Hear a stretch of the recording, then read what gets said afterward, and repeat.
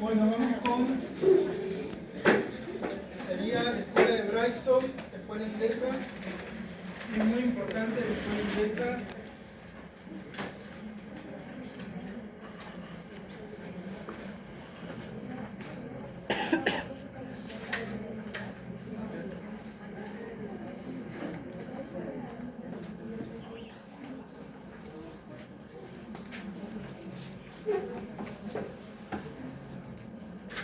Bueno, así como estaban sucediendo muchas cosas en Francia, en Estados Unidos, en Inglaterra también había una ebullición de producciones y de innovaciones con respecto al lenguaje. Bien.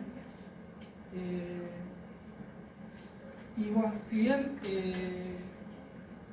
Charles Urban no es parte estructural de la escuela inglesa, es el que inicia con una serie de cortometrajes en registros documentales, la producción más fuerte de la escuela de Brighton en aquel momento.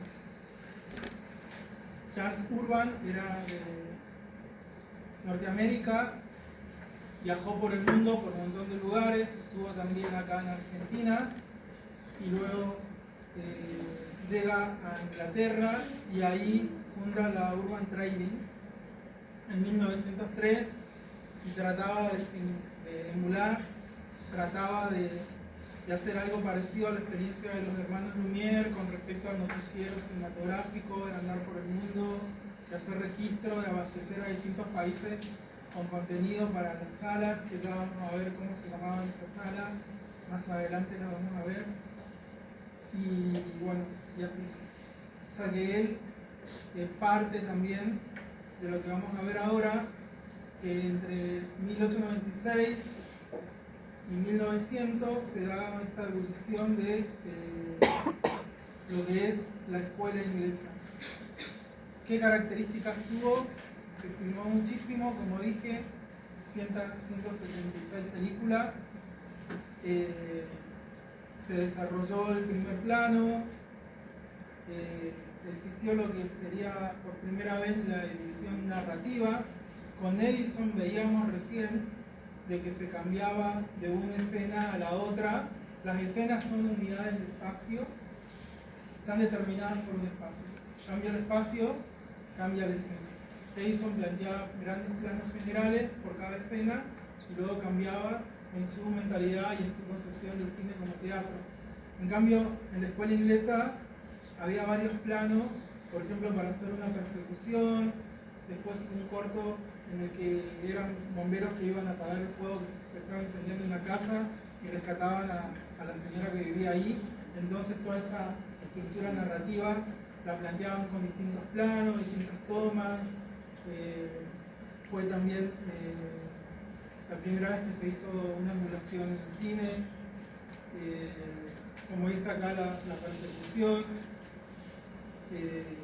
y acá bueno, la película pornográfica, no sé por qué sí, en realidad se hizo la primera película pornográfica en 1897, o sea, estaban a full, y uno de sus grandes directores fue George Smith, bien, que filmó un corto que se llamó en 1899, que se llamó El beso en el túnel, y este corto es muy importante porque lo estructuró en base a lo que sería una secuencia. Yo recién hablaba de escenas y las secuencias son estructuras dramáticas, están determinadas por una estructura dramática. ¿Qué sería? Que tienen un comienzo, que tienen un desarrollo y que tienen un final. Cuando nosotros vemos una película o una serie, están conformadas por distintas escenas, o sea, micro películas, ¿bien? Tienen un comienzo, tienen un desarrollo y tienen un final. Y en la escuela de Brighton esto lo desarrolló Smith, ¿bien? En este corto, que es El beso en el túnel, se ve como desde una cámara tipo subjetiva, no es completamente subjetiva porque el tren no tiene una mirada, no es una persona, pero se ve como va introduciéndose al túnel. Cuando llega al túnel, esta pareja que iba en el túnel se da un beso, salen del túnel y ahí termina el corto. bueno, eso ya marcaba un avance, un desarrollo que lo despegaba de esa estructura teatralizada que había planteado Méliès. Ya no era teatro, ya era un lenguaje mucho más desarrollado. También, bueno, hace otra película que la reconocen como la primera película moderna, El problema de Mary, en 1903.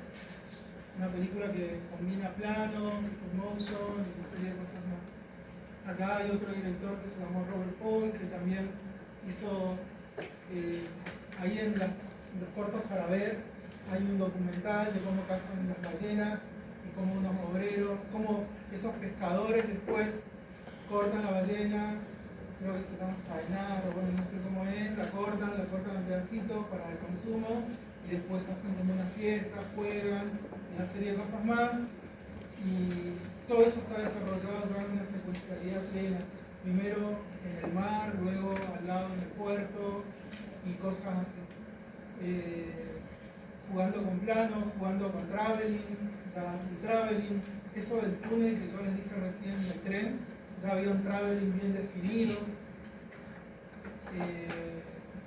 Después, bueno, hay otro director que se llama James Williamson, que también se destaca. Y bueno, la película, acá puse también que las mujeres en el cine. Ya nos vamos, ¿sabes? ¿Cómo le va? Ya nos vamos. ¿Bien usted? Las mujeres en el cine también, del cine de la escuela de Brighton, son muy importantes, ya que sostenían muchos de los cortometrajes, y algunos teóricos del cine dicen de que inclusive, entre comillas, llegaban a dirigirlos. Era tanta la centralidad que ocupaba la figura femenina en algunos casos, que bueno, se destacaba bastante. Y bueno, a ver, voy a retroceder. Vamos a ver un solo corto y ahí ya termina. Que es El viaje de la luna, que es muy cortito. Que es El beso en el tren. Es muy cortito y ya terminamos.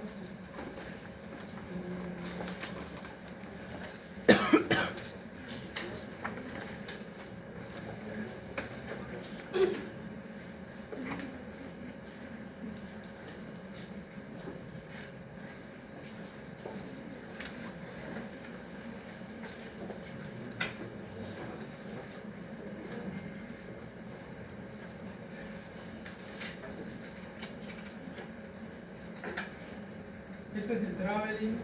Bien. Fíjense cómo de los Lumière, ahora ya la cámara no está fija, ya se mueve. También con respecto a Méliès, estos directores ya la ponen en un tren, después en un barco. Ahí van estas dos personas, se dan un beso. Ese beso ya lo había, como les mostré, ya lo había planteado Edison, o sea que no es tampoco una novedad, pero sí es una novedad la estructura narrativa.